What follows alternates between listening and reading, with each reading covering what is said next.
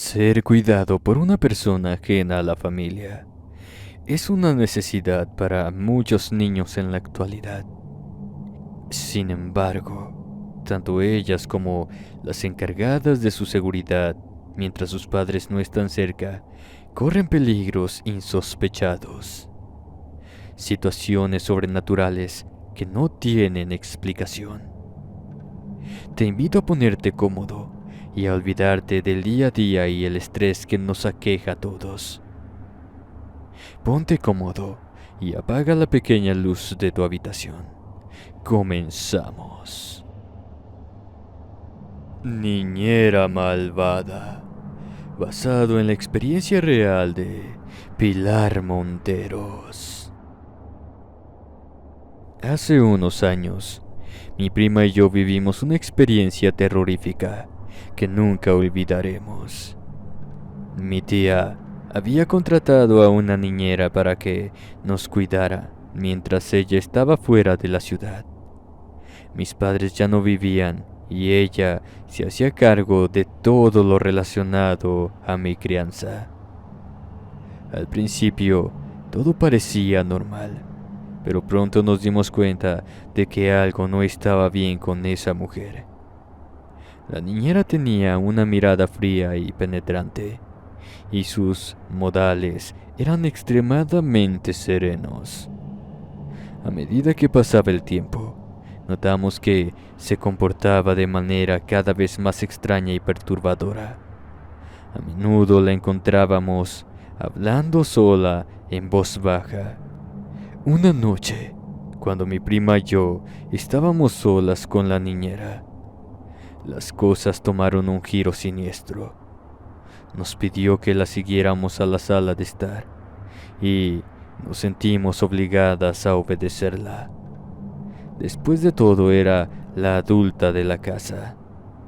Allí, en medio de la penumbra, nos reveló que en realidad no era una simple niñera, sino una bruja malévola. Nos reímos nerviosamente, pensando que estaba bromeando, pero la expresión en su rostro dejó claro que no era así. Entonces comenzó a recitar hechizos oscuros y sentimos como una opresión se apoderaba del ambiente. Nuestros corazones comenzaron a latir desbocados y un escalofrío recorrió nuestra espina dorsal. Temerosa y pálida, miré a mi prima para buscar qué hacer. Ella tenía una expresión decidida en su rostro. Sin pensarlo dos veces, se enfrentó a la niñera, gritando que dejara de asustarnos y que se fuera de nuestra casa. Sus palabras sonaron fuertes y llenas de determinación, pese a que apenas tenía 14 años. Para nuestra sorpresa, la niñera retrocedió ante la valentía de mi prima. Supongo que incluyó que la chica era muy alta para su edad y le sacaba 10 centímetros a la niñera más o menos. La supuesta bruja parecía afectada por las palabras de mi prima, y susurros desesperados escaparon de sus labios. Luego, en un giro aún más aterrador, comenzó a transformarse ante nuestros ojos. Su apariencia se volvió grotesca, y sus ojos brillaron con una luz maligna. Mi prima no retrocedió. Confiando en su valentía, continuó enfrentando a la niñera. La comenzó a empujar fuera de la casa, mentándole la madre con todas las palabras que su vocabulario adolescente le permitía, y yo me le uní repitiéndolas. Creo que ni sabía qué groserías estaba diciendo, pero las repetía con convicción. La niñera parecía perder fuerzas y finalmente, con un grito ensordecedor, desapareció en la oscuridad de la noche. Quedamos atónitas y asustadas, pero mi prima se mantuvo fuerte. Luego nos abrazamos, sintiendo un alivio inmenso al haber superado esa experiencia aterradora. Nos dimos cuenta de que el valor y el apoyo mutuo había sido nuestra salvación. Desde esa noche, nunca más volvimos a ver a la niñera esa. Mi prima y yo compartimos un lazo más fuerte que nunca, y siempre estaremos agradecidas por el coraje que ella mostró en aquella noche. Mi tía no nos creyó la historia, pero al menos nos dijo que ya teníamos edad para cuidarnos solas, y no quiso contratar a nadie más para la labor de ser nuestra niñera. Algo estaba en el piso de arriba, basado en la experiencia de Julia Adame. Esa noche me encontraba cuidando a los niños en una casa que parecía sacada de una película de terror. Desde que llegué, noté que había algo extraño en el ambiente, una sensación de pesadez que se aferraba a cada rincón. Los niños, un par de hermanos pequeños, ambos niños, parecían igualmente inquietos, como si supieran que algo no estaba bien. Necesitaba el dinero para pagar mi renta, así que no podía ponerme especial. Los padres solamente se irían por una noche a un viaje rápido. Ellos no me conocían, pero tenían muchas referencias de personas en común que ellos ubicaban. Así que les dio confianza que cuidara a sus pequeños. El día transcurrió tranquilo y para mi paz mental, los pequeños se estaban portando muy bien. Cuando llegó la hora de acostarse, los niños se negaron rotundamente a subir al piso de arriba, donde se encontraban sus habitaciones. Decían que escuchaban ruidos extraños, golpes y susurros que los asustaban. Intenté tranquilizarlos diciéndoles que seguramente eran solo crujidos normales de una casa antigua, pero en mi interior también sentía el miedo acechando. Pese a la insistencia que les hice, cómo se resistían de manera tan activa y desafiante, contrastando con su conducta de la tarde, pensé en que podríamos mejor jugar a que teníamos una pijamada. Así que decidimos quedarnos en la sala, todos juntos en un improvisado campamento. Los niños abrazaban sus peluches con fuerza, y yo trataba de mantener una sonrisa valiente para darles seguridad, aunque en realidad mi corazón latía acelerado por la incertidumbre. En medio de la noche, los ruidos se intensificaron. Escuchamos pasos arrastrándose por el piso de arriba, como si alguien estuviera caminando con pesadez.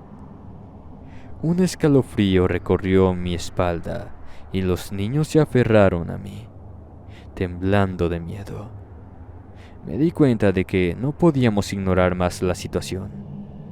Algo extraño estaba sucediendo en esa casa.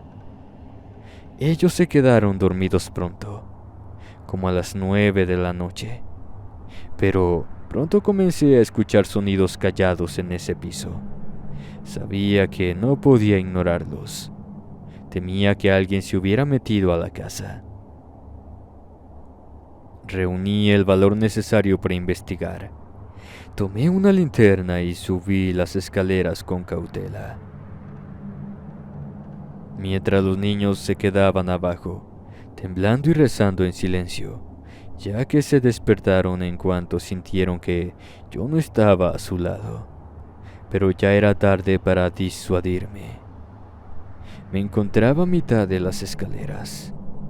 Cada paso que daba parecía amplificar los ruidos, como si la casa estuviera viva y tratara de comunicarse con nosotros. Al llegar al piso de arriba, me encontré con una escena espeluznante. Las puertas de la habitación se abrían y cerraban solas. Las cortinas se movían sin viento aparente y el ambiente estaba cargado de una energía inquietante. No pude encontrar una explicación lógica para lo que estaba presenciando.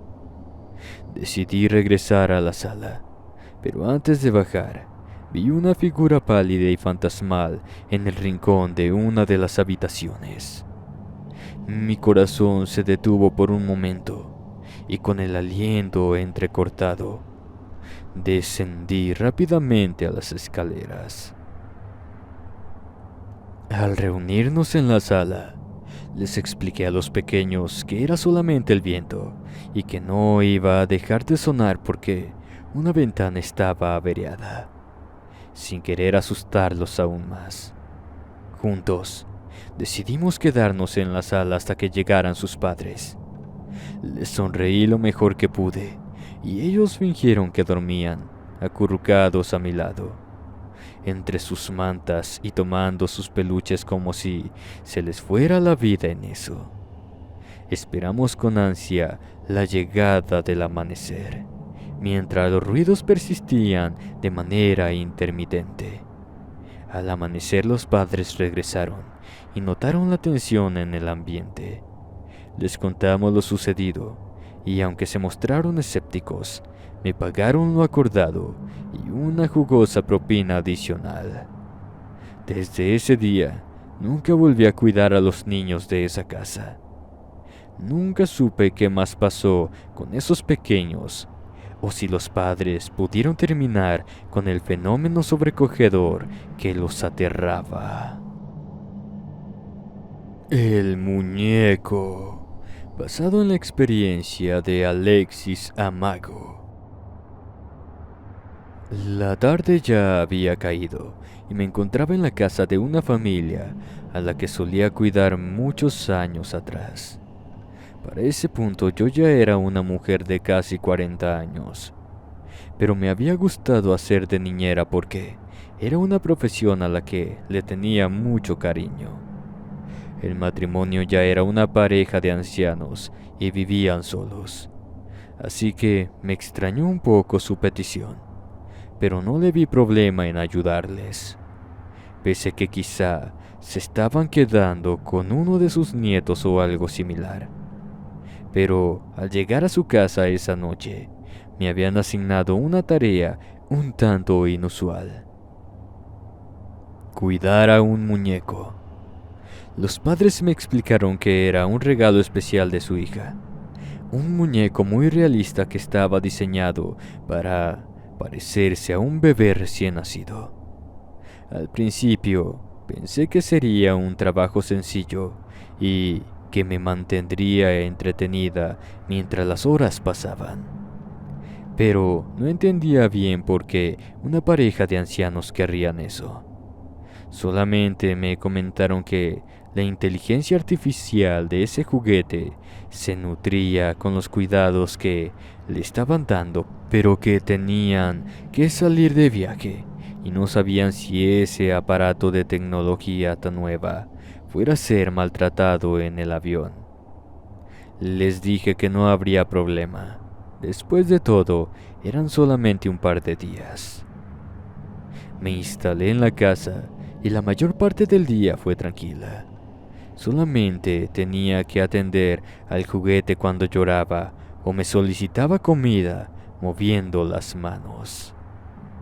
Me sorprendió el parecido que tenía a un ser real y que no se viera por ningún lado que tenía baterías o cualquier cosa similar. Pero a medida que avanzaba la noche, la atmósfera en la casa comenzó a volverse extraña y escalofriante. Decidí ir a la sala a ver la televisión para distraerme.